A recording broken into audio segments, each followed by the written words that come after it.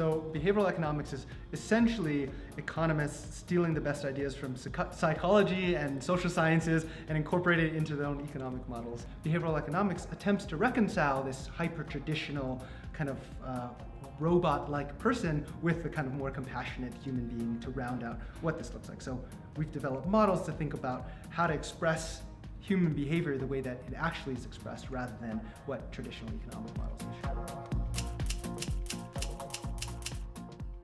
The game that you play reveals something about yourself that you have no incentive to lie about.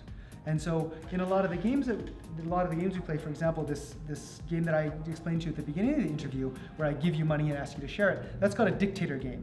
And the reason why it's a dictator game is because once you have the money, you're the dictator. You decide what to do with it. But for an economist, the game is really, it's not in your best interest to lie about this because it's real money. If you give that money away and you didn't really want to, then you're just worse off, right? And so it's not a game just in terms of like observing interaction, but it's a game to measure something very fundamental to yourself that has a real cost and it has real stakes in your decision. So whenever we design games, it's actually thinking about what are the stakes and how do you map those decisions onto those costs or onto those benefits very carefully.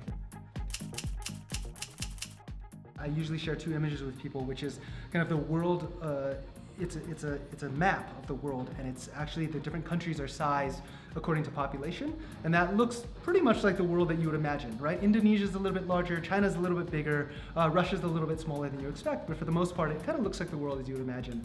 Then I have a map of the world according to research, according to published research. And essentially there, the African continent just collapses into a tiny little archipelago with South Africa just sitting there like as a little teardrop. And I think Busara exists to really bridge that gap in understanding, if we think that understanding human behavior is important, we should be understanding human behavior across the world. There's a sociologist named Joe Heinrich, and he came up with this term that said the world is not weird, and weird stands for white, educated, industrialized, rich, and democratic. And that's where most of the studies are done. They're mostly done with people like you or I in university labs playing games for beer money, and we determine our economic theory based on that. But if we care about a global citizen, if we care about generalizing our research to the world, the average world citizen lives on $2 a day and looks much more like someone here from Kibera than they do like you or me.